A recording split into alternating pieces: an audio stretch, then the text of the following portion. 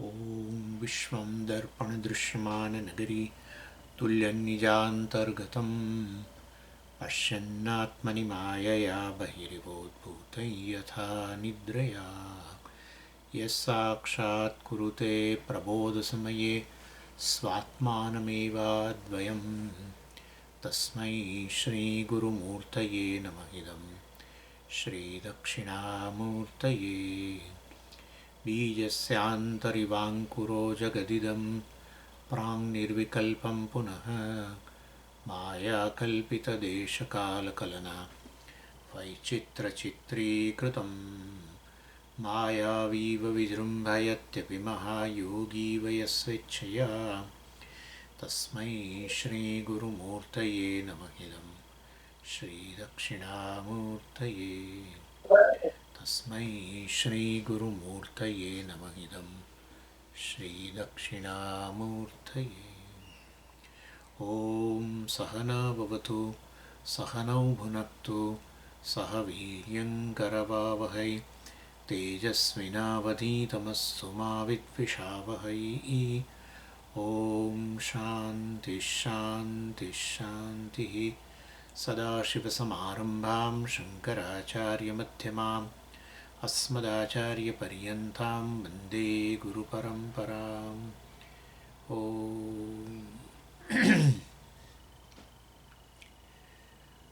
वेदांत सारमा 143मो topic.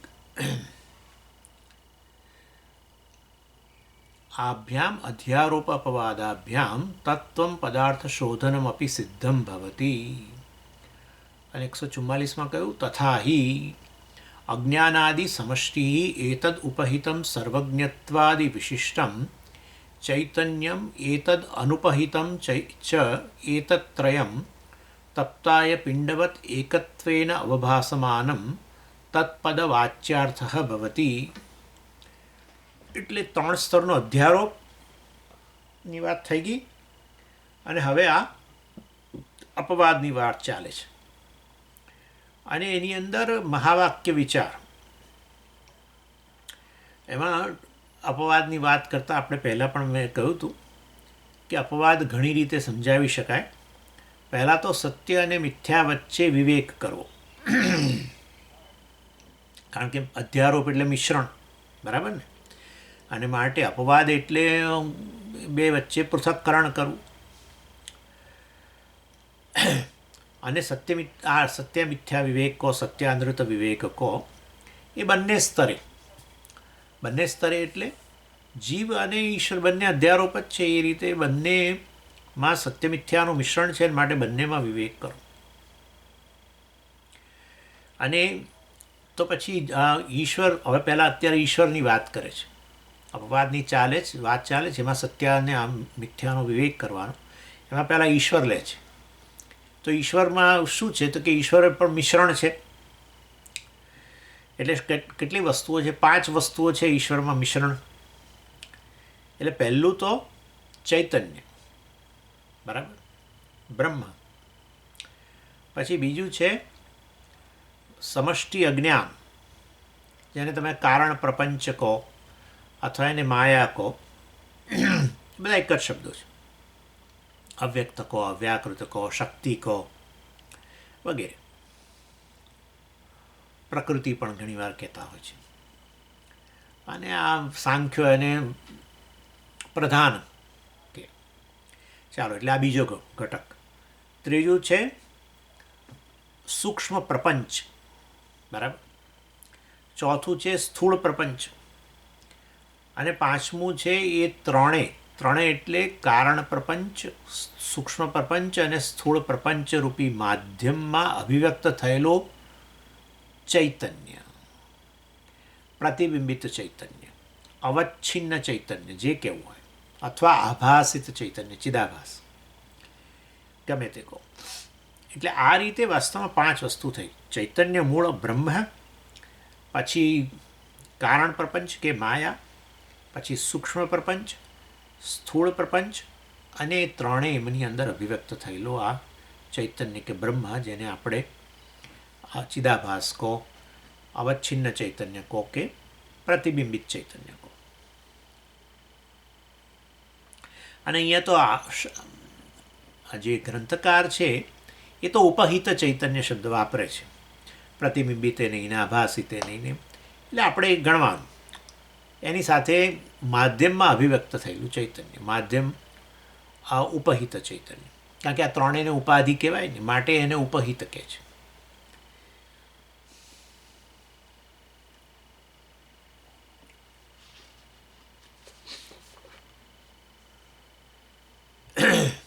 એટલે ઈશ્વરની અંદર આ 5 ઘટકો છે અને એમાં એક જ સત્ય છે, બાકીના 4 મિથ્યા છે. આપણે તો એટલે જ મિશ્રણની વાત કરીએ છીએ કે એમાંથી સત્ય શું છે, મિથ્યા શું છે. અપવાદ કરવાનો છે, મિથ્યાનો અપવાદ હોય, સત્યનો તો અપવાદ કેવી રીતે થાય? એટલે આ રીતે આ 5 ઘટકની અંદર ચૈતન્ય જે છે, બ્રહ્મ જે છે, સૌથી પ્રથમ મેં કહ્યું એ વસ્તુ સત્ય છે, બાકી બધું મિથ્યા છે. બાકી બધું મિથ્યા એટલે બાકીના 4 મિથ્યા. એટલે આ 3 પ્રપંચ અને એમાં અભિવ્યક્ત થયેલું ચૈતન્ય એટલે કે આભાસિત ચૈતન્ય કે પ્રતિબિંબિત ચૈતન્ય એ મિથ્યા છે. એ રીતે ઈશ્વર મિથ્યા બને. અને એવી રીતે જીવની અંદર પણ 5 ઘટકો એ પછી કહેવાના જ છે, પણ અહીંયા આપણે જોડે ચર્ચા કરી લઈએ. પહેલું તો ચૈતન્ય બ્રહ્મ, જીવ પણ અધ્યારોપ જ છે, સત્ય મિથ્યાનું મિશ્રણ છે. તો એમાં પણ શું છે? બ્રહ્મ, સત્યાંશ. અને પછી બીજું તો પહેલાં ત્યાં કારણ પ્રપંચ માયાની વાત કરી હતી, તો અહીંયા કારણ શરીર, અવિદ્યા, વ્યષ્ટિ અજ્ઞાન અહીંયા કહે છે. કારણ શરીર કહો, અવિદ્યા કહો, વ્યષ્ટિ અજ્ઞાન કહો. પછી ત્રીજો ઘટક કયો? સૂક્ષ્મ શરીર, ત્યાં સૂક્ષ્મ પ્રપંચ, અહીંયા સૂક્ષ્મ શરીર. ત્યાં સ્થૂળ જગત એટલે સ્થૂળ પ્રપંચ, તો અહીંયા સ્થૂળ શરીર. અને આ ત્રણેયની અંદર કારણ શરીર, સૂક્ષ્મ શરીર અને સ્થૂળ શરીરમાં અભિવ્યક્ત થયેલું ચૈતન્ય, પ્રતિબિંબિત ચૈતન્ય, આભાસિત ચૈતન્ય જે કહો, અહીંયા ઉપહિત ચૈતન્ય કહે છે, જેને જીવ કહીએ આપણે. અને એ રીતે વાસ્તવમાં અહીંયા પણ ચૈતન્યને અનુપહિત કહેવાય, ચિદાભાસને ઉપહિત કહેવાય. ગમે તે ત્યાં પણ ઈશ્વરમાં આપણે પણ એવું અનુપહિત ચૈતન્ય એ બ્રહ્મ જ, ઉપહિત ચૈતન્ય એ આ વાસ્તવની અંદર ઈશ્વર. એવી રીતે અહીંયા અનુપહિત ચૈતન્ય, ઉપહિત ચૈતન્ય જે છે શું છે? જીવ.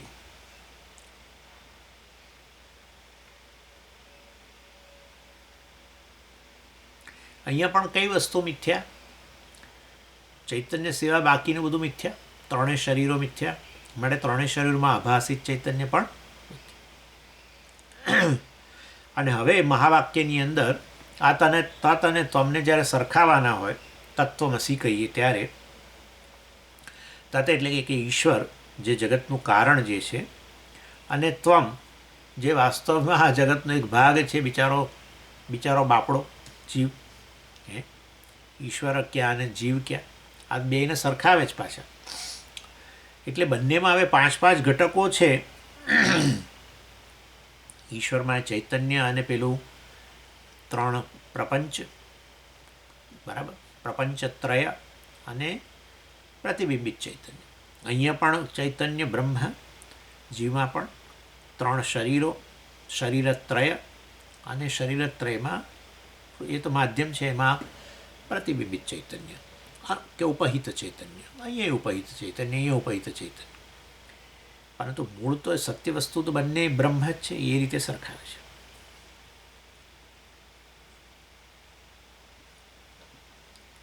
અને આ 5 જે છે એને બીજી રીતે છૂટા ના પાડી શકાય, એ અહીંયા જ છૂટા પાડવા પડે. જેવી રીતે તમે અહીંયા જ વિચાર કરો, આપણા જે અહીંયા સ્થૂળ શરીરને સૂક્ષ્મ શરીરથી છૂટું પાડી દેવાનું, એ આપણે તો ક્યાં કરી શકવાના છે? સ્થૂળ શરીરને સૂક્ષ્મ શરીરથી છૂટું પાડવાનું કામ આપણું થોડું છે. એ છૂટું પાડવાનું કામ તો ભગવાનનું છે ને. સૂક્ષ્મ શરીર આ સ્થૂળ શરીરને બાય બાય કહે ને, ત્યારે તો સ્થૂળ શરીર પછી નિર્જીવ થઈ જાય, ડેડ બોડી.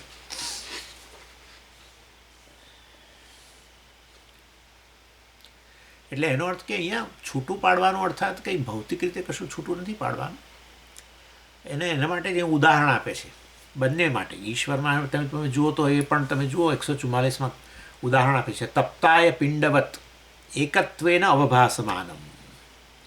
તપ્તાય પિંડવત એટલે તપ્ત અયફ પિંડ, અય એટલે અયસ, અયસ શબ્દ એટલે લોખંડ, લોખંડનો પિંડ, લોખંડનો ગોળો જે તપ્ત લાલચોળ ગરમ કરેલો હોય, જેને તમે પેલામાં મૂક્યો અગ્નિના પેલા ભડભડ બળતા અગ્નિની અંદર મૂકો તો થોડો વખત પછી શું થઈ જાય, લાલચોળ થઈ જાય.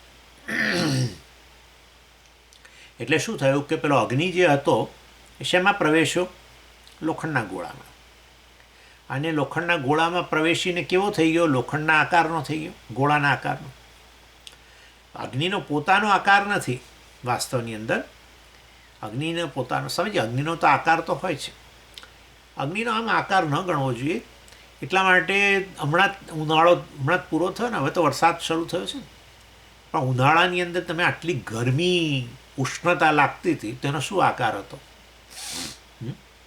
બરાબર? તમે કહેતા હતા બહુ જ ગરમી છે, તો એ ગરમી કે ઉષ્ણતા અગ્નિ તત્વ છે, તેનો શું આકાર હતો, કશો આકાર નહોતો, વ્યાપેલો આખા ભારતની અંદર વ્યાપેલો. અને બીજે હશે જ્યાં જ્યાં ઉનાળો હશે ત્યાં બધા જ લોકો પંખા લઈને બેઠા હતા. ગમે તે રૂમમાં જાઓ ને, એસીની ના હોય તો એની વાત છે, બહાર નીકળો કે રૂમમાં આવો, બધે અગ્નિ અગ્નિ અગ્નિ, ઓલ પરવેડિંગ, સર્વવ્યાપી, આકાર વગરનો એવો અગ્નિ. વાસ્તવમાં જે સર્વવ્યાપી અગ્નિ જે છે, બરાબર, એ આ લોખંડની અંદર પ્રવેશીને એક આકાર ધારણ કર્યો, એ રીતે. એટલે આ રીતે વાસ્તવની અંદર તપ્તાય પિંડવત, એમાં લોખંડનો ગોળો છે, બરાબર છે, અને લોખંડના ગોળામાં પ્રવેશેલો અગ્નિ અને પેલો સર્વવ્યાપી અગ્નિ, બરાબર. સર્વવ્યાપી અગ્નિ લોખંડના ગોળામાં પ્રવેશીને આકારવાળો મર્યાદિત થયો, જણાયો, થઈ ગયો નહીં, જણાયો, એની સાથેના તાદાત્મ્યને લીધે. અને એને આપણે શું કહીએ, તપ્તાય પિંડ, તપ્ત અયફ પિંડ. અને અહીંયા વાસ્તવની અંદર તમે છૂટા અહીંયા તો પડે, જાણે પછી તમારે કાઢી લો અગ્નિનો તો પેલો ઠંડો પડી જાય લોખંડનો ગોળો, પછી એ રીતે છૂટા પડે એમ કહેવાય. પરંતુ જ્યારે જોઈ રહ્યા હોય ત્યારે તો વાસ્તવમાં ત્યાં છૂટા કરી શકો ને, કે એની અંદર વાસ્તવની અંદર 3 વસ્તુ છે. આ લોખંડના અગ્નિની અંદર, આ લોખંડનો ગોળાની અંદર 3 વસ્તુ છે. અગ્નિનો ગોળો જેને કહીએ એમાં 3 વસ્તુ છે. એક તો લોખંડનો ગોળો છે, એક એની અંદર પ્રવેશેલો અગ્નિ છે, અને એ અગ્નિ પ્રવેશેલો છે ત્યારે જ કે જે પેલો સર્વવ્યાપી અગ્નિ હતો ત્યારે જ આ શક્ય બને અગ્નિએ પ્રવેશવાનો, બરાબર. સર્વવ્યાપી અગ્નિ વગર જે વ્યાપેલો અગ્નિ છે, સત્ય અગ્નિ જે છે, એના વગર આ લોખંડમાં પ્રવેશે કોણ? એટલે આ રીતે વાસ્તવમાં તમે એની સામે જોઈને જ વિવેક કરી શકો. એટલે એવી રીતે દરેકે દરેક આપણે બધા જે છીએ એ આ બધા તપ્તાય પિંડવત જેવા જ છીએ. અહીંયા પણ વાસ્તવની અંદર 3 જીવ કે ઈશ્વર બંને માટે કહી શકાય, બંનેને આ બધા લોખંડ અગ્નિના ગોળા જેવા જ છીએ બધા. અહીંયા પણ મિશ્રણ, ત્યાં પણ મિશ્રણ. મેં મિશ્રણમાં શું શું છે મેં તમને કહી દીધું. પહેલાં ચૈતન્ય, પેલું સર્વવ્યાપી ચૈતન્ય, બરાબર છે. અને પછી પેલું પ્રવેશેલું શેમાં, 3 માધ્યમની અંદર. કયા 3 માધ્યમ? કારણ શરીર, સૂક્ષ્મ શરીર, સ્થૂળ શરીર. અને એ રીતે આકારવાળું જણાય ચૈતન્ય, જેમ પેલો અગ્નિ આકારવાળો જણાયો, ગોળ ગોળ. એવી રીતે ઈશ્વર પણ એ રીતે તમે કરી શકો. એ જ ચૈતન્ય, સર્વવ્યાપી ચૈતન્ય. સર્વવ્યાપી ચૈતન્ય એકથી વધારે કેવી રીતે હોય, બરાબર. એટલે એ જ ચૈતન્ય બ્રહ્મ, જે સર્વવ્યાપી, જે અનંત પૂર્ણ જેને કહો, એ બ્રહ્મ ચૈતન્ય. અને ત્યાં પણ માધ્યમ, કારણ પ્રપંચ, સ્થૂળ પ્રપંચ, સૂક્ષ્મ પ્રપંચમાં પ્રવેશેલો. અને એ રીતે ઈશ્વર પણ અમુક વિશિષ્ટ બની ગયો. જે કેવો નિર્વિશેષ હતો એ વિશિષ્ટ. અહીંયા નિર્વિશેષ ચૈતન્ય અહીંયા કેવો જણાય? વિશિષ્ટ. ઉપાધિને કારણે,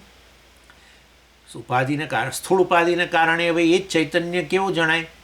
મનુષ્ય શરીર ને પુરુષ શરીર, અને પાછું અમુક ઉંમરવાળો ને અમુક પ્રકારની હાઇટવાળો ને અમુક વજનવાળો ને સ્થૂળ શરીરના આધારે એ જ ચૈતન્ય, શુદ્ધ ચૈતન્ય હવે પછી આ સૂક્ષ્મ શરીર થકી બીજા અમુક વિશેષોવાળો. કામી, ક્રોધી વગેરે, ફલાણો, દયાળુ, આ તે, ભૂખ્યો, તરસ્યો, બરાબર, એ જ ચૈતન્ય વાસ્તવમાં જોનારો, ખાનારો, પીનારો, આવો બધો જણાય. કારણ શરીર થકી એ પાછો પ્રારબ્ધવાળો અને કેટલી વાસનાઓ, અનંત જન્મોની વાસનાવાળો, જન્મ મરણવાળો, બધું બધું શુદ્ધ ચૈતન્ય બધાથી પર, પણ જણાય આવો આ માધ્યમ થકી. મિથ્યા માધ્યમ છે ને, ચૈતન્ય વગર તો અસ્તિત્વ સિદ્ધ જ ના થાય. ચૈતન્ય વગર કશાનું અસ્તિત્વ, જગતનું જ અસ્તિત્વ સિદ્ધ ના થાય ને મહાભૂતોનું અસ્તિત્વ સિદ્ધ ના થાય. ચૈતન્ય વગર કશું સિદ્ધ ના થાય. ચૈતન્ય બધાનું અસ્તિત્વ સિદ્ધ કરે. અસ્તિત્વ સિદ્ધ કરનારો ચેતન જ હોય. જળ વસ્તુનું અસ્તિત્વ સિદ્ધ ના કરે. આ કહે છે ડબ્બી કહી રહી છે શું કે આ પેન છે, પેન કહી રહી છે કે આ ડબ્બી છે. આવું બને? શક્ય જ નથી. જળનું બંને જળ વસ્તુનું અસ્તિત્વ સિદ્ધ કરનારો ચેતન જ હોય. જેનું અસ્તિત્વ સ્વયં સિદ્ધ ન થાય એ મિથ્યા. જેનું અસ્તિત્વ અન્ય પર આધારિત હોય એ મિથ્યા. સરળ વ્યાખ્યાઓ યાદ રાખો. સ્વતંત્ર અસ્તિત્વ સિદ્ધ કરે એ સત્ય, એનો બાદ જ ન થઈ શકે. જે સ્વતંત્ર અસ્તિત્વ સિદ્ધ ન કરી શકે એ મિથ્યા. ઘડો મિથ્યા, માટી સત્ય. એટલે એ રીતે આપણે આ સ્વામી ખરું કહે છે જગતનું અસ્તિત્વ ચેતન સિદ્ધ કરે, આપણે સિદ્ધ કરે. આપણે હકીકત જ છે, જગત છે એવું કહેનારો જ ચેતન છે. અને પણ અમે ના કહીએ તો તમારા મનમાં તો છે જગત છે એવું, આ છે ને, બસ. તો પછી એ કેવું મન કેવું છે? ચેતન બનતું છે. બસ, તો ચેતનથી જ સિદ્ધ થાય છે. મન તો જડ છે. ચેતન બનતું મન સિદ્ધ કરે ને અસ્તિત્વ છે. મન તો જડ છે. એક જડ વસ્તુ બીજી જડ વસ્તુનું અસ્તિત્વ સિદ્ધ ના કરે, બંનેનું અસ્તિત્વ ચેતન સિદ્ધ કરે. આ વસ્તુ યાદ રાખવાની. અને માટે વાસ્તવમાં આ રીતે ઈશ્વર કે જીવ બંને તપ અયપ પિંડ જેવું છે. અને પછી બંને મિશ્રણની દ્રષ્ટિએ જુઓ તો પછી હવે તો બહુ જુદા જ દેખાય. પેલા માધ્યમ થકી પેલો આ જે છે ઉપહિત ચૈતન્ય, ઈશ્વરના કિસ્સામાં માયા માધ્યમ કે સ્થૂળ પ્રપંચ, સૂક્ષ્મ પ્રપંચ રૂપી માધ્યમને કારણે કેવો જણાય એ ત્યાં ચિદાભાસ કે ઉપહિત ચૈતન્ય કેવો જણાય? સર્વજ્ઞ, સર્વશક્તિ, હે ને, અને બધાને કર્મફળ પ્રદાન કરનારો, અને આવો અંતર્યામી ને આવો બહુ મોટા ગુણોવાળો. આ એ જ ચૈતન્ય હવે આવા માધ્યમ, નિકૃષ્ટ માધ્યમ, સ્થૂળ શરીર, સૂક્ષ્મ શરીર અને અજ્ઞાન કારણ શરીર થકી એ જ ચૈતન્ય, શુદ્ધ ચૈતન્ય હવે આ જે અભિવ્યક્ત થયો આ માધ્યમની અંદર ચિદાભાસ કે ઉપહિત ચૈતન્ય, અહીંયા એ ચિદાભાસ હંમેશા આભાસ જે હોય, પ્રતિબિંબ જે હોય એ તો જેવું માધ્યમ હોય એવું જ દેખાય. તમે કશું કરી ના શકો, તો બેને છૂટા જ ના પાડી શકો. આભાસ, ચિદાભાસ કે પ્રતિબિંબને માધ્યમને ક્યારે છૂટા પાડી શકો? કદી છૂટા ના પડે. એટલે પ્રતિબિંબિત ચૈતન્ય માધ્યમ જેવો જ દેખાય. અને માટે અહીંયા માધ્યમમાં 3 શરીરો, તો પછી એ જ ચૈતન્ય જેવો સર્વવ્યાપી શુદ્ધ ચૈતન્ય, નિર્ગુણ વગેરે નિર્વિશેષ ચૈતન્ય કેવો જણાય? નિકૃષ્ટ જણાય. આ માધ્યમ થકી, શરીરરૂપી માધ્યમ થકી નિકૃષ્ટ જણાય. એ જ તથા ચિદાભાસ કેવો જણાય? નિકૃષ્ટ. કેવો? અલ્પજ્ઞ, અલ્પશક્તિ વગેરે વગેરે. એટલે વાસ્તવમાં ખાલી જીવ અને ઈશ્વરનો તમે વાચ્યાર્થ જ લો, પ્રસિદ્ધ અર્થ લો, પ્રચલિત અર્થ લો, તો બંનેને એક કરવાનો મહાવાક્ય થકી શક્ય જ નથી. અને એવા સંજોગોમાં આપણી દ્વૈત ભક્તિ બરાબર જ છે. બરાબર છે. ઈશ્વરની પૂજા છે, ધ્યાન છે વગેરે, તીર્થયાત્રાઓ, આ તે પ્રાર્થનાઓ, આપણી સ્તોત્ર પાઠ ને આ બધું બરાબર જ છે એ રીતે.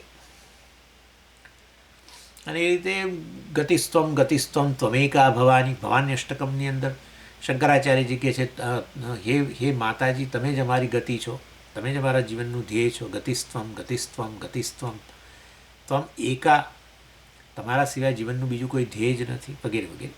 આ રીતે અર્થાત આપણે તો, અને ભવાની અષ્ટકમમાં કેવી બધી પ્રાર્થનાઓ કરી કે ભાઈ હું તો બહુ કુકર્મી છું ને પેલો કુસંગી છું ને, હે ને, કુકર્મી કુસંગી અને બધું કેટલું કહે છે આવું. તો આવું ભગવાનને કહે છે, સ્વામી તમે કહો છો તમે તો બ્રહ્મ છો ને, આ તો કુકર્મી એટલે વાચ્યાર્થ 3 શરીરો થકી આવો ચૈતન્ય જે જણાય છે, ચિદાભાસ ચૈતન્ય ચિદાભાસ સ્વરૂપે જણાય માધ્યમોમાં. ચિદાભાસ તો હવે માધ્યમ જેવો જ જણાય ને ભાઈ, પ્રતિબિંબિત ચૈતન્ય. સૂર્ય ભલે ને ગમે એટલો મોટો વિશાળ હોય, આખી આવી કેટલી પૃથ્વીઓને ગળી જાય એટલો છે, 1000 પૃથ્વીઓને એક સાથે ગળી જાય, આખી પૃથ્વીઓને.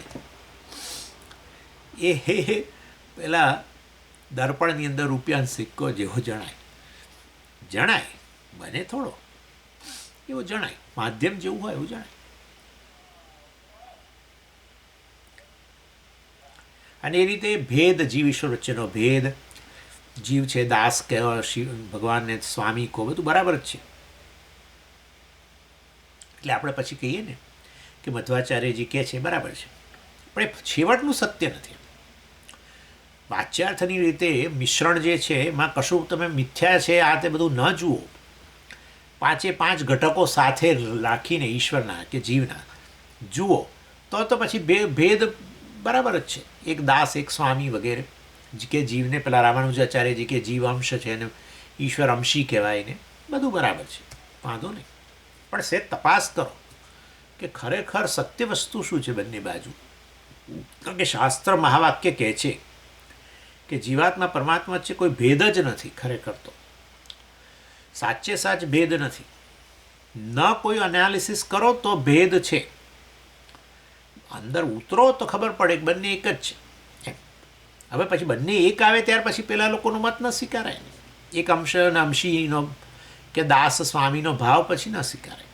એક દ્રષ્ટિબિંદુથી બરાબર છે, વાચ્યાર્થની દ્રષ્ટિ બરાબર છે, પરંતુ વાચ્યાર્થમાંથી પછી આપણે પેલો કેટલોક અંશ દૂર કરીએ, મિથ્યાંશ છે એટલો દૂર કરવાનો ને સમજમાં, બરાબર ને.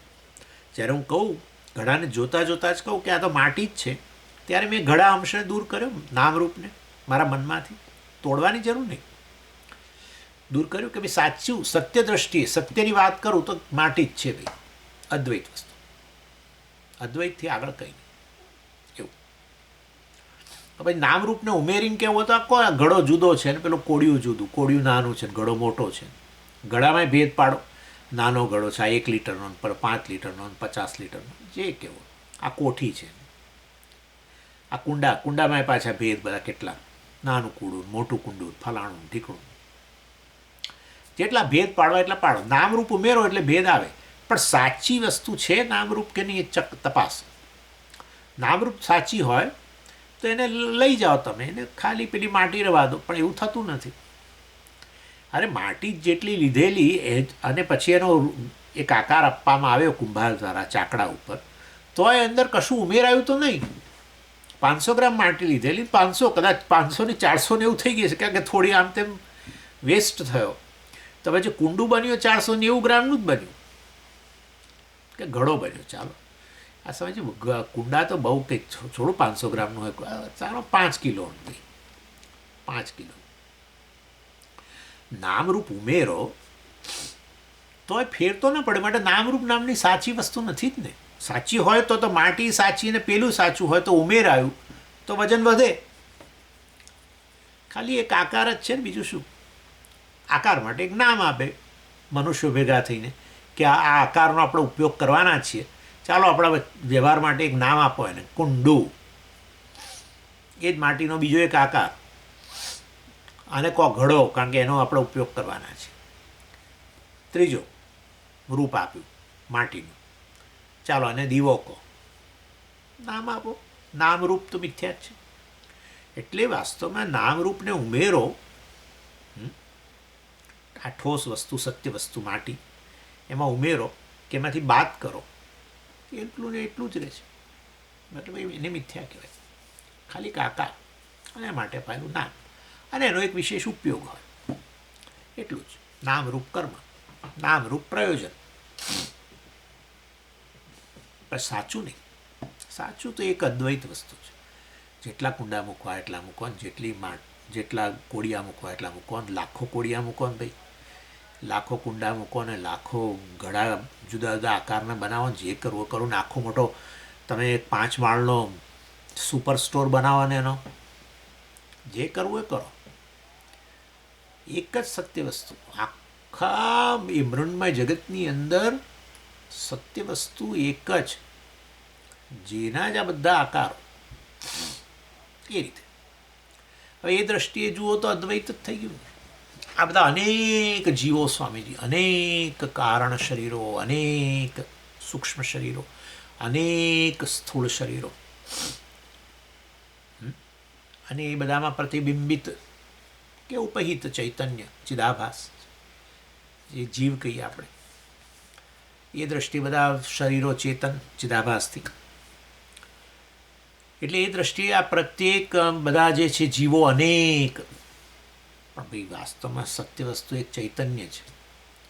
એ ચૈતન્ય થકી જ આ શરીરોનું અસ્તિત્વ, અને એ ચૈતન્ય થકી ચિદાભાસનું અસ્તિત્વ. તો પછી ચૈતન્યની બહાર બાકીના પેલા 4 ઘટકો, 5માંથી આ 4 ઘટકો તો સાચા છે જ નહીં, ખાલી વ્યવહાર માટે છે બધું. બરાબર? નામરૂપ બધું શાના માટે? વ્યવહાર માટે.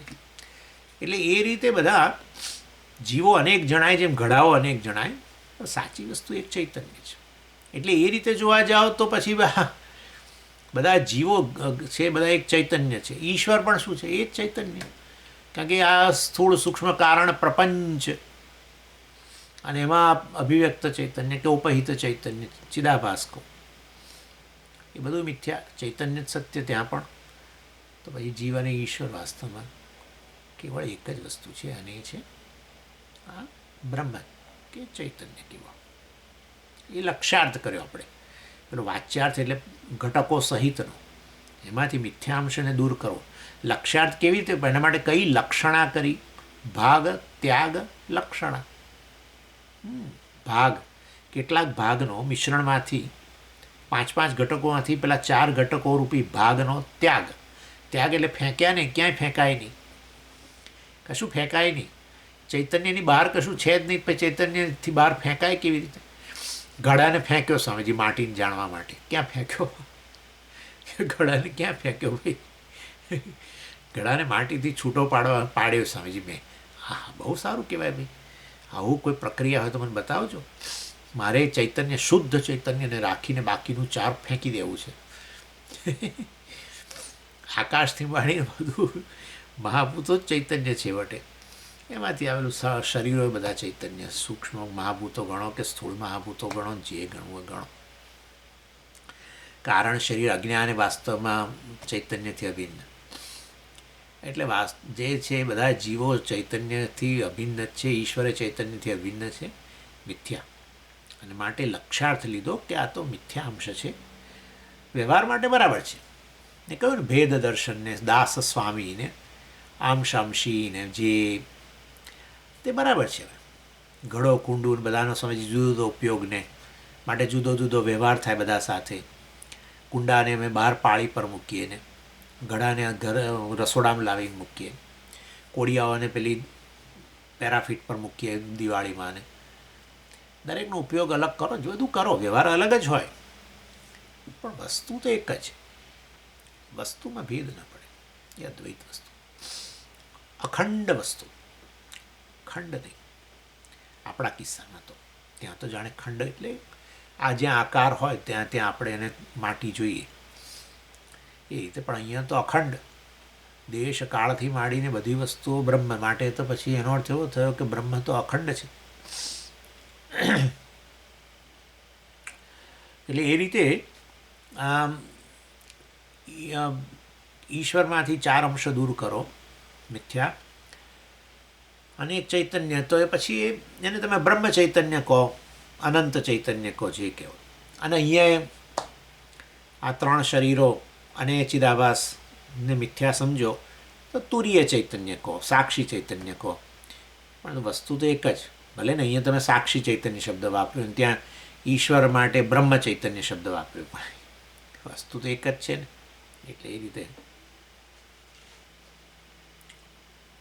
અને એ રીતે ચૈતન્યની દ્રષ્ટિથી પછી પેલો સર્વજ્ઞત્વ ને સર્વશક્તિમત્વ ને અંતર્યામી ને કર્મફળ દાતા ને એવું નહીં. અહીંયા પણ ચૈતન્યની દૃષ્ટિએ પછી પેલો અલ્પજ્ઞ ને અલ્પશક્તિ માનને, કર્મફળનો યાચકને, કરતા ભોગતાને, જન્મ મરણવાળોને, પ્રારબ્ધવાળોને કશું નહીં ચૈતન્યની દૃષ્ટિ. એટલે આ રીતે ઈશ્વરનો પણ લક્ષ્યાર્થ થાય છે નિર્ગુણ ચૈતન્ય, જીવનો પણ લક્ષ્યાર્થ થાય તુરીય ચૈતન્ય કે એ જ વાસ્તવમાં નિર્ગુણ ચૈતન્ય. અને ત્યારે વાસ્તવમાં આવી રીતે આ ઇક્વેશન સમજીએ ત્યારે પછી આપણે પેલી અનુજ્વરા જેની પંચદશીમાં વાત કરતા હતા એ અનુજ્વરામાંથી મુક્ત થઈએ.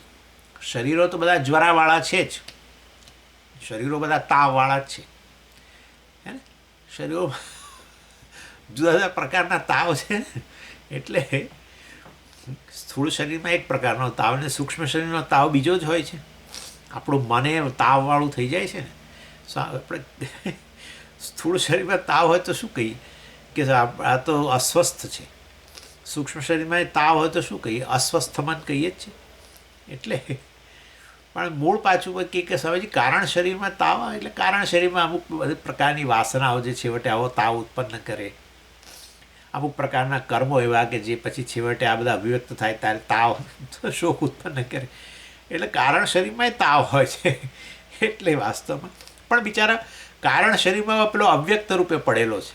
ઘણીવાર આવું હોય છે, તાવ આવે ને ત્યારે આપણને સ્થૂળ શરીરની દૃષ્ટિકોણ તાવ આવે એ પહેલાં આપણને આમ ખબર પડવા માંડે કે જરા બેચેની છે, આમ થોડું પેલો કમરનો દુખાવો ઘણીવાર શરૂ થઈ જાય, પગ દુખવાના શરૂ થઈ જાય, તમને આમ કંઈક ગમે નહીં, સહેજ બેચેની લાગે ને બધું. એટલે આપણે કહીએ ખરા કે હવે તાવ આવવાનો લાગે છે એવું કહીએ એટલે જાણે અવ્યક્ત વસ્તુ વ્યક્ત થવા માંડે એવું આ પેલું અવ્યક્તમાં પડેલું છે બધું. હા, એટલું જ છે, તાવવાળો જ છે કારણ શરીરે, અવ્યક્ત છે માં પડેલું છે. એટલે આપણને પેલું બહુ અવ્યક્ત હોય ત્યારે બહુ જણાય નહીં ને, ફીલ નથી થતું. પછી પેલું વ્યક્ત થાય એટલે ફીલ થાય, આપણને અનુભવાય એવું. એટલે ત્રણેય શરીરોના જે જ્વરાથી હવે આ મુક્ત બની ગયો. આવું મહાવાક્ય સમજો ત્યારે ખબર પડી ઓહો હું તો શુદ્ધ ચૈતન્ય જ છું. ઈશ્વર જેમ જ્વરાથી મુક્ત છે એવી તો હું પણ જ્વરાથી મુક્ત છું. ખાલી એ તો આ ત્રણ શરીરો સાથેના તાદાત્મ્યને કારણે, મારી જાતને ચિદાભાસ કહેતો હોવાને કારણે. ચિદાભાસ છે હંમેશા માધ્યમ જેવું જણાય, એટલે માધ્યમ જ્વરાવાળું હોય તો ચિદાભાસ પણ જ્વરાવાળું જણાય. એ તો બરાબર છે, પણ હું ચિદાભાસ નહીં, હું તો ચૈતન્ય છું. તો ચિદાભાસ એટલે તો વાસ્તવમાં અંતઃકરણ અને આ બધા શરીરો વગેરેની અંદર તાદાત્મ્ય વાળો જે છે એ ચિદાભાસ છે. એને જીવ કહેવાય. એટલે જીવપણું મિથ્યા છે.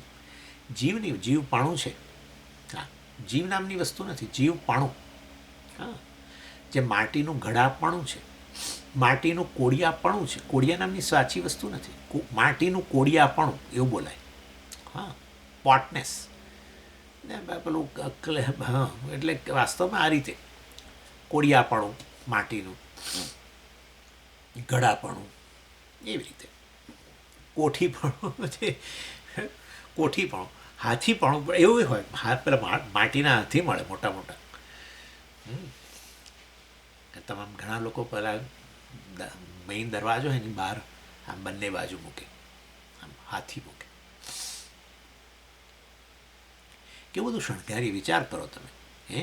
કોડિયાથી આમ આપણે દિવાળી બધા ચારે બાજુ કોડિયા મૂકીએ, બધા પ્રગટાવીએ, પેલા બધા કુંડા લાવીએ દિવાળી વખતે, બધા જાત જાતના બધા ફૂલો દરેકમાં વાવીએ ને પેલા છોડ મતલબ એના આ મૂકીએ. પછી કોઠીઓ લોકો ઘણા હવે તો કોઠીનો શોખવાળા હોય છે.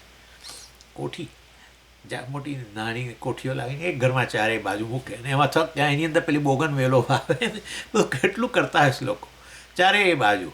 અને આપણને થાય કે આ બધા ઘરની આમ તો બધું માટીમય જ છે, પૃથ્વીમય જ છે, પણ વળી આ બધું વધારાનું માટીમય સરસ સુશોભિત કરીએ, પણ વસ્તુ એક જ છે બેટે.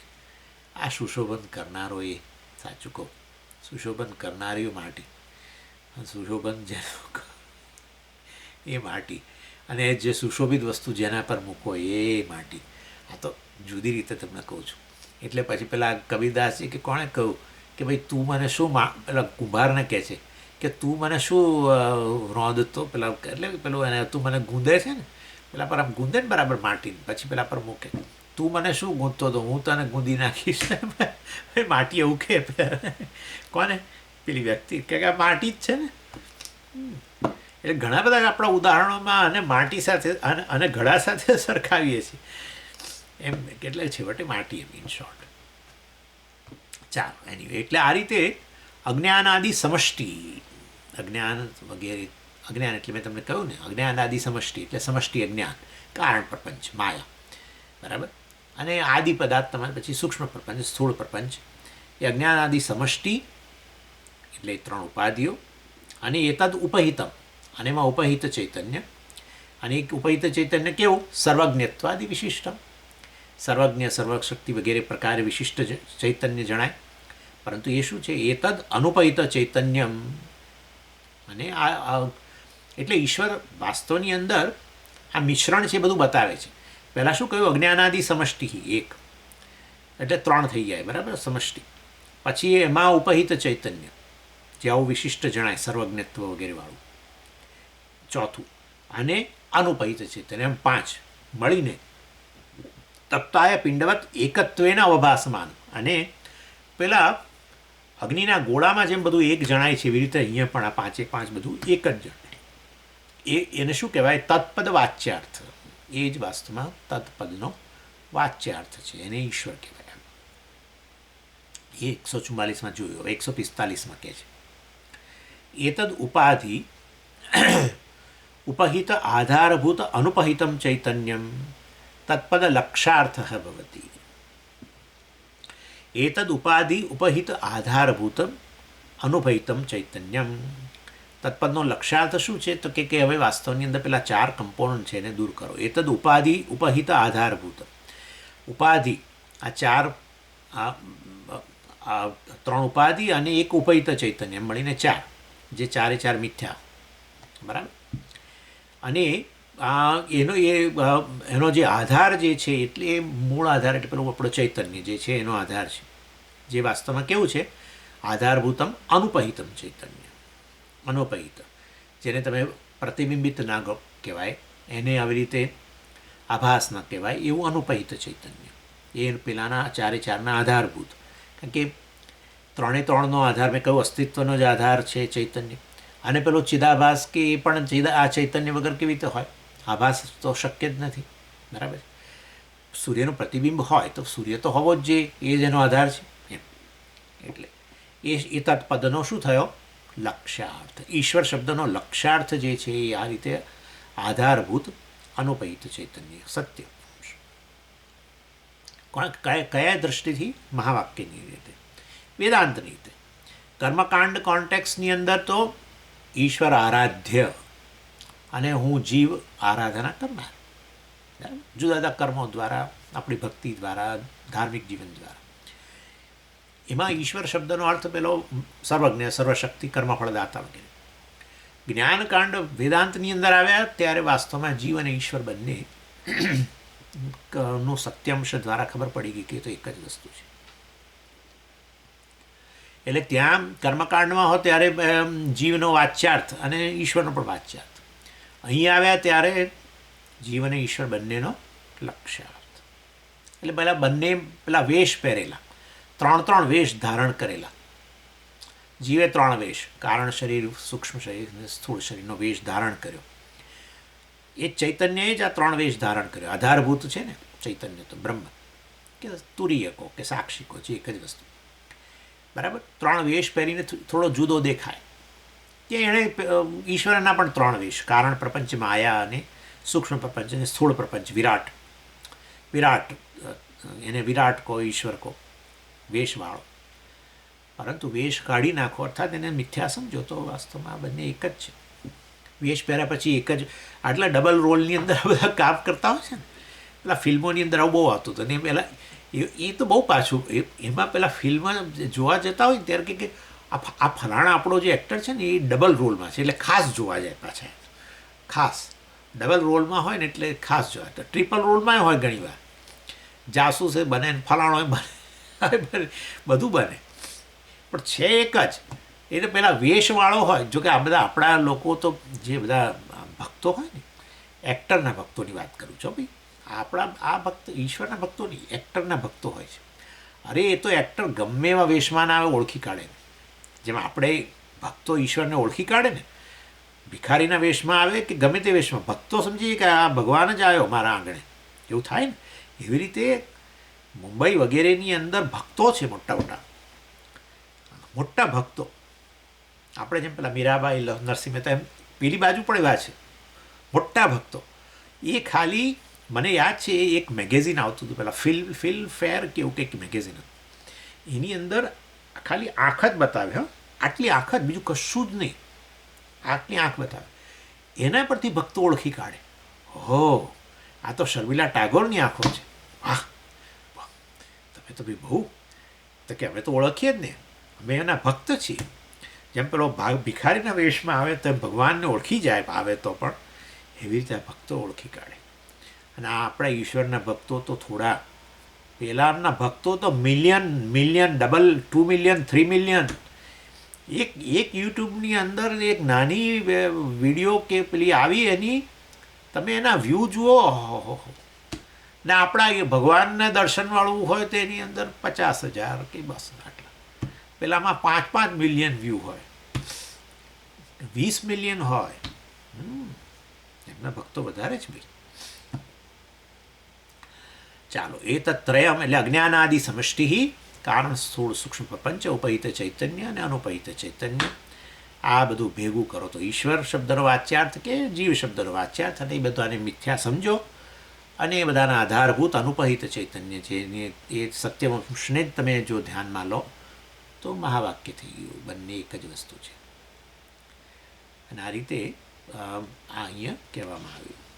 ચાલો પછી 146મા શ્લોકમાં, અજ્ઞાનાદિ વ્યષ્ટિ એતદ ઉપહિત અલ્પજ્ઞત્વાદિ વિશિષ્ટ ચૈતન્યમ એતદ અનુપહિતમ ચ એતદ ત્રયમ તપ્તાય પિંડવત એકત્વેન વભાસમાનમ ત્વમ પદ વાચ્યાર્થ ભવતિ. હવે જીવ શબ્દનો વાચ્યાર્થ અમારે કંઈ બહુ કહેવાનું રહેતું નથી.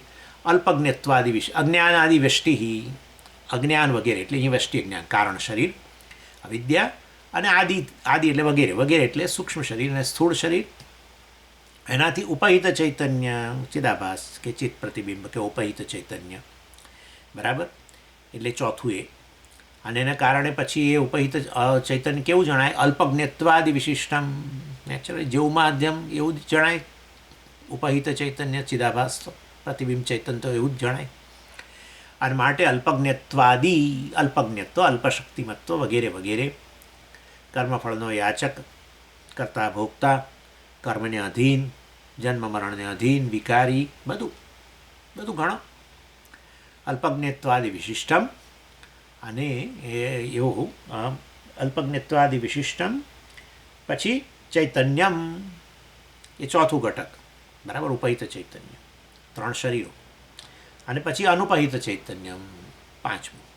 આ બધું ભેગું કરો અને પેલો તપતાય પિંડવત, જેમ ત્યાં બધું જ રહેલું છે એવી રીતે અગ્નિનો ગોળની અંદર બધું જ રહેલું છે. શું રહેલું છે? લોખંડનો ગોળો વત્તા પેલો વ્યાપેલો અગ્નિ, અને વ્યાપેલો અગ્નિ હોય તો પછી પેલો સર્વવ્યાપી પણ હોવો જ જોઈએ અગ્નિ.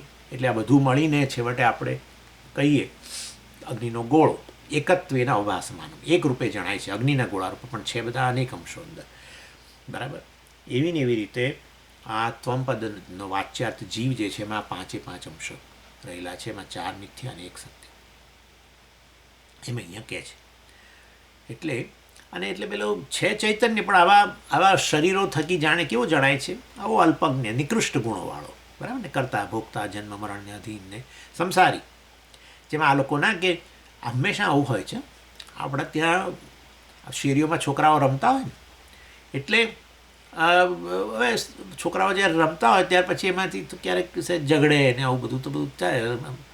પછી રડતું પેલું ઘેર આવે, એટલે પેલો જેણે માર્યું હોય ને, આ રડતો હોય જેનું બાળક, એ એની મા પેલા જોડે ઝઘડવા જાય ને, પેલા છોકરાની મા જોડે. અને પછી પાછું બધું એ વખતે પછી ઝઘડે એટલે બધું જ બોલી કાઢે, તમારો છોકરો જ મારો છોકરાને બગાડે છે એમ કે, બોલો. એટલે અહીંયા કશું કૂવામાં ન હોય તો હવો કેવી રીતે આવે? પેલો પણ આવું જ કે તમારા છોકરો, મારો છોકરો તો એટલો સંસ્કારી છે પણ તમારો છોકરો મારા છોકરાને બગાડે છે, સંગ દોષ, આવું કે. એવી ને એવી રીતે આ બિચારું છે અનુપહિત શુદ્ધ ચૈતન્ય, કર્તૃત્વ, ભોક્તૃત્વ, સંસારીપણાથી મુક્ત શુદ્ધ ચૈતન્ય. પણ આવા 3 શરીરોના સંગને કારણે બિચારો સંસારી બની ગયો, કંઈ બન્યો નથી. હે, 1 રૂપિયાના સિક્કા જેટલો જણાય, તેથી કંઈ સૂર્ય 1 રૂપિયાના સિક્કા જેટલો થઈ ગયો છે? જણાય એ તો, હા જણાય. ચિદાભાસ તો આવો જ જણાય ને, જેવું માધ્યમ આવો જ જણાય, બન્યો નહીં. હા, એ પ્રકાર. એટલે વાસ્તવની અંદર આવો બિચારો એ જ બ્રહ્મ વાસ્તવમાં સર્વવ્યાપી બ્રહ્મ પરમાત્મા કહો જે કહો તે સમગ્ર જગતનું કારણ કેવું, તો કારણ કહો સમગ્ર જગતને અસ્તિત્વ પ્રદાન કરનાર, હે, સમગ્ર જગતને પોતાનામાં ધારણ કરનાર, જેના પોતાના વગર જેનું અસ્તિત્વ સિદ્ધ ના થાય કોઈ પણ વસ્તુનું આ જગતની અંદર, કોઈ પણ નહીં. સૂર્યથી માંડીને ભલી વસ્તુ કશાનું અસ્તિત્વ ચૈતન્ય વગર સિદ્ધ ના થાય એવો આ હું વાસ્તવમાં કેવો સંસારી, હેલ્પલેસ, કેવો જણાવું, હેલ્પલેસ એકદમ માધ્યમ થકી. અને એટલે વ્યષ્ટિ એટલે પોતાને આવો માને, અને પછી ફેમિલીવાળા દ્રષ્ટિએ તો વધારે હેલ્પલેસનેસ લાગે બિચારાને. ઓફિસની દ્રષ્ટિએ ઓફિસર તરીકે વધારે હેલ્પલેસનેસ લાગે. રોડ પર પણ ચાલતો હોય રાહદારી રૂપે તોય હેલ્પલેસનેસ બિચારો. એમ થાય કે હમણાં કોઈક પાછળથી આવીને અહીંયા, આપણા દેશમાં તો ગમે તે બને ભાઈ, આપણા દેશમાં કંઈ નક્કી નહીં. પેલા 2 વ્હીલર ચલાવનારાઓ છે ને બહુ ખતરનાક હોય છે ભાઈ. કારણ કે 2 વ્હીલરની તકલીફ શું છે ખબર છે?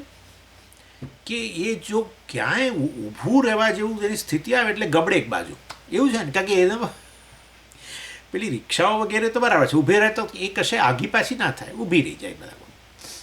પણ આ 2 વ્હીલર તો આમ કંઈક આમ હોય ને એને બ્રેક મારવાની થઈ તો પછી આમ કાં તો પેલી બાજુ, હવે આપણે જે પણ સાઈડ હોય એ ત્યાં આપણા પર જ પડે પછી. એટલે આ 2 વ્હીલર જેટલી ખતરનાક વસ્તુ કશી છે નહીં. જો કે મેં બહુ વર્ષો સુધી ચલાવીશ, પણ આ તો એક એક્ઝામ્પલ આપવાની વાત છે. કારણ કે હવે નથી ચલાવતું એટલે હવે હું બોલી શકું. હવે હું ગોળ ના ખાતો હોઉં તો કહું ગોળ નહીં ખાવાનું, એના જેવી વાત છે. પહેલાં જે કર્યું એ તમારે નહીં જોવાનું. એટલે વાસ્તવની અંદર કહેવાના હશે પણ છે ખતરનાક વસ્તુ.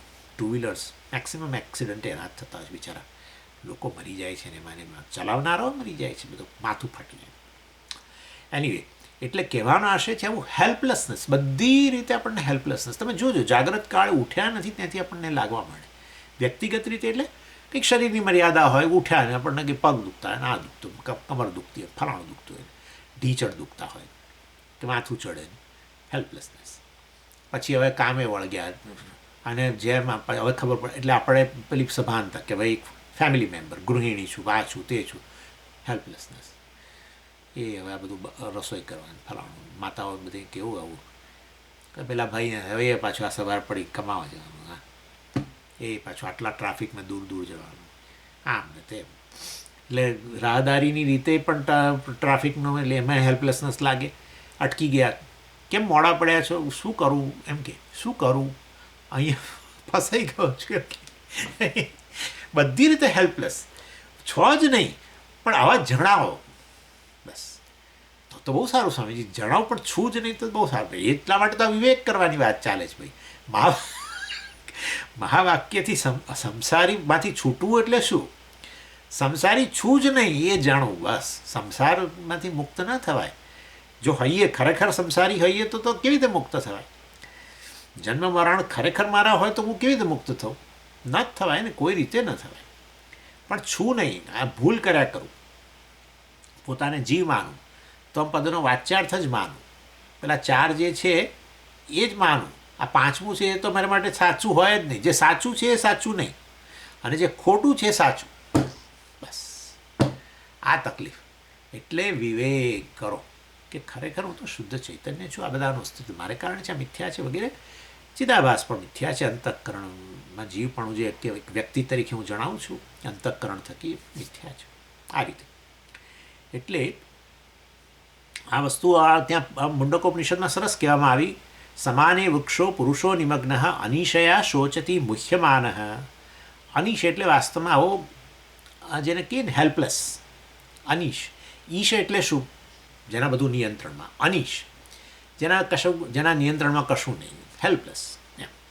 અનિશયા શોચતી, આવા પ્રકારની હેલ્પલેસનેસને કારણે વાસ્તવમાં અસહાયતા કહીએ ને આપણે. હા, મેં કહ્યું ગુજરાતી શબ્દ સારો, હેલ્પલેસનેસ કરતાં અસહાયતા આપણને એવું લાગે, અસહાયતા.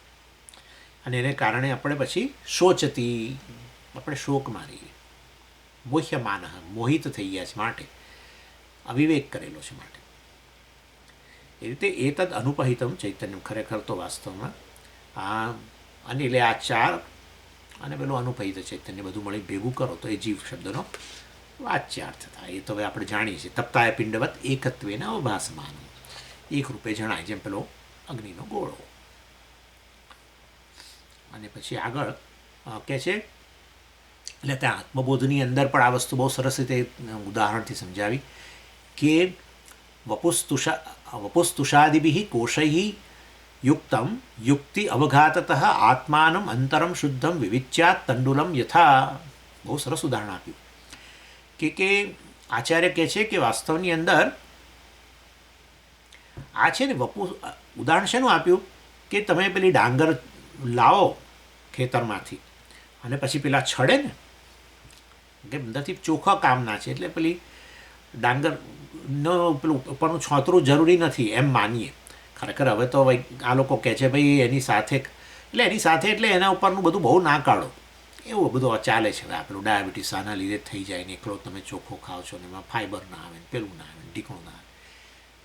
પણ આ તો ઉદાહરણ આપે છે કે ખાંડે છે, પેલા માતાજી ખાંડે છે શેને? ડાંગરને.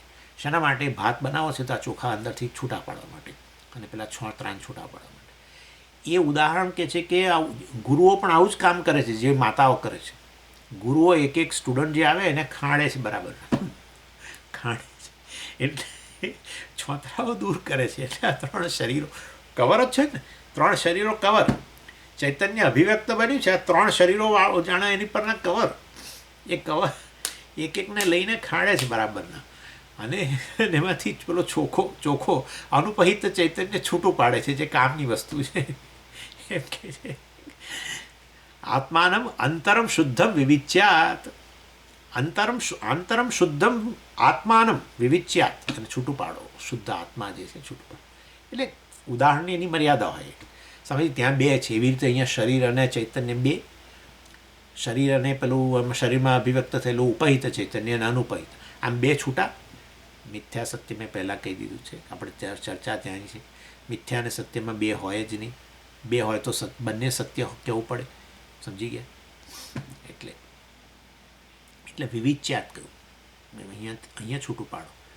જો બે ખરેખર સત્ય હોય તો પછી તમારે અહીંયા કશું કરવાની, બુદ્ધિને કોઈ પ્રકારનો વ્યાયામ કરવાની જરૂર નથી. બહાર જ છૂટું પાડી દો. હા, પણ અહીંયા બે બહાર છૂટા પડે એમ જ નથી ભાઈ. એક મિથ્યા છે, એક સત્ય છે, અને માટે અહીંયા છૂટું પાડો. વિવિચ્યાત એટલે વિવેક કરો, શું સાચું છે, શું ખોટું છે વગેરે. ખોટું એટલે મિથ્યા શું છે, આ રીતે. ચાલો પછી 147માં પછી આપણે આવતી વખતે જોઈશું. ઓમ પૂર્ણમદ પૂર્ણમિદમ પૂર્ણાત પૂર્ણમુદચ્યતે પૂર્ણસ્ય પૂર્ણમાદાય પૂર્ણમેવાવશિષ્યતે. ઓમ શાંતિ શાંતિ શાંતિ. હરિ ઓમ શ્રી ગુરુભ્યો નમઃ. હરિ ઓમ.